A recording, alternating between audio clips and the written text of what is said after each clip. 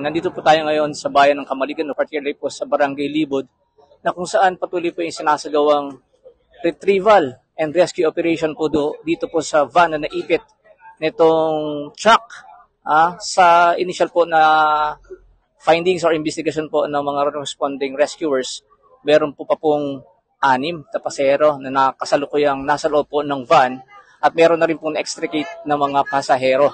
Ayun, medyo pahirapan po yung pag-rescue or pagtanggal dito sa mga naipit na mga pasahero dahil po kailangan pong maging stable yung truck dahil kung hindi po maging stable yan or magalaw, baka posible po na mas lalo pong lumala yung sitwasyon nitong mga nasa loob pa ng van. Kasi yung weight nga po, baka mas lalong mapipi yung mga pasaherong nasa loob po ng van.